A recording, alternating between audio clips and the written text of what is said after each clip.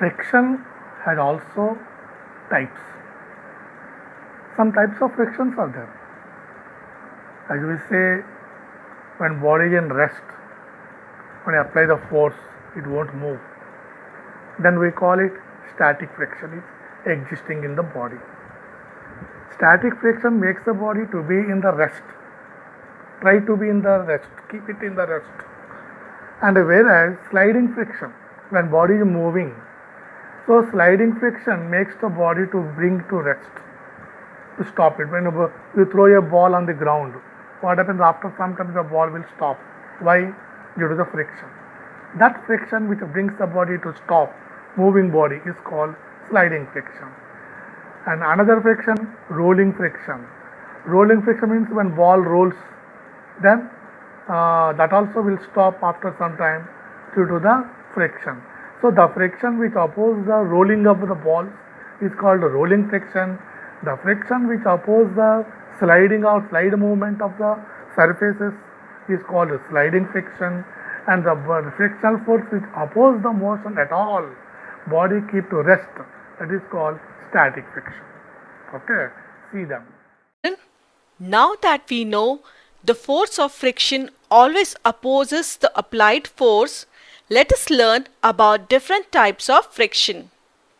If you have a box on the ground that isn't moving, then there is static friction that keeps the box there until you push or pull the box with a certain amount of force. A lot of force for heavier boxes, but not so much for lighter boxes. So, static friction is the friction when an object is not moving. Thus, force required to overcome friction at the instant an object starts moving from rest is a measure of static friction. We now know when an object is moving on a surface, friction acts against its motion and tries to stop it. If you roll a ball on a surface, it will stop after some time because friction is generated when the surface of the ball rubs against the surface on which it is moving or rolling, and this friction acts against the force which moves the ball. Let's do a small experiment. We made an inclined plane on a table. It has a smooth surface. Now we put a square block with smooth faces on the highest point of this plane, say point A. It comes down and stops. Next, we put a ball with smooth surface and as heavy as the block at point A.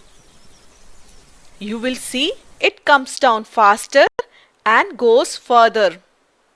So, we can say lesser friction force was acting against the ball, though it was as heavy as the wooden block. But why? When an object moves on a surface, the irregularities on the object's surface grips the irregularities on the surface on which it is moving. Because of it, moving object keeps losing its momentum with time. No matter how smooth a surface looks, it has actually a large number of irregularities on it. When the ball moved down, little portion of its surface was in contact with the plane.